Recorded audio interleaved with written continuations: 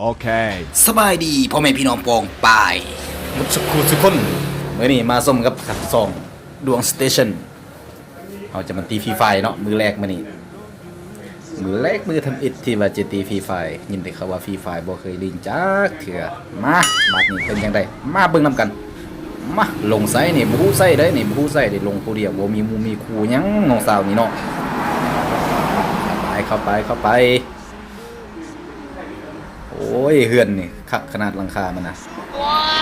วไปดิเอาทงก่อนเข้าไปข้างในมีใครอยู่ไหมโอ้ปืนได้ปืนแล้วบ้านนี่เนี่ยไปอีกโอ้เห็นอันหนึ่งปืนก่อนจังสิไปต่อไปทางใดนี่คือบ่มีครูมีคนเนี่ยเฮือนห้างบ่นี่กระเป๋าเบาแล้วก็เบานะไปทางใดลงเลยโอ้เห็นคนนั่งล่างมึงยากูกำลังไปเดี๋ยวเอาเห็นแล้วไอ้เอ้ยเห็นแล้วรอด้วยโอ้เปลี่ยนปืนก่อนเอาปืนที่ว่ามันยิงได้ไวๆนี่มาบ้านอยู่ไสเห็นแล้วหัวมึงนะมาตามแตกเลย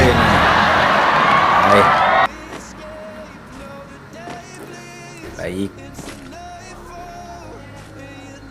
แถวนี้จะมีคนบ่เนาะแถวนี้นะเขาไปซักยาอยู่ในทหารหน่อยนะโอ้ได้ยินเสียงข้างหน้าเห็นแล้วมึงอย่าลี่เห็นแล้วกูเห็นมึงแล้วเอาปืนน้อยกูใส่โอ้คัดเอาปืนใหญ่มางับตับมึงโอ้เหลือกูมึงเอากูได้เงาแล้วบัดนี้เนี่ยบ่สนไปเอาปืนหน่อยนิดนึงเข้าไปจะมีคนบ่เนาะทางในเฮือนเลยนะเอาบ่มียังให้เก็บเลย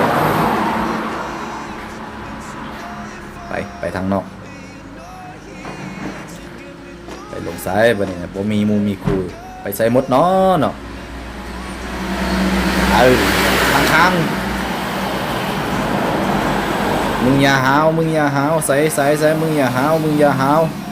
กูเห็นแล้วหัวมึงตั้มบ่ดีก่อนทางข้างกูอีกมึงยืนหาสเต็กยังหั่นน่ะมาหัวมึงปั๊บเรียบร้อยอย่าหาวเห็นสาวน้อยนี่บ่ธรรมดาเอาลงนี่ซะลงให้จังได้ลง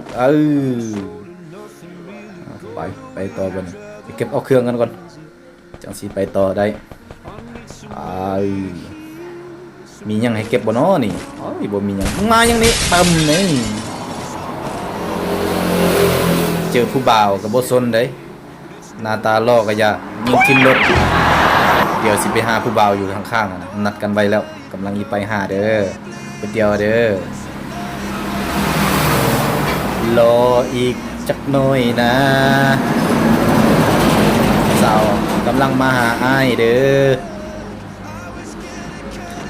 อยู่ไสอยู่ข้างในบ่อ้ายน้องรออยู่นอกเด้อ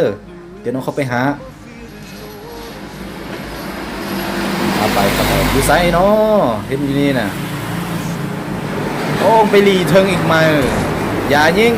งปั๊มโอ้ปั๊มบ่วัดน้องว่าปั๊มโอ้ยจบ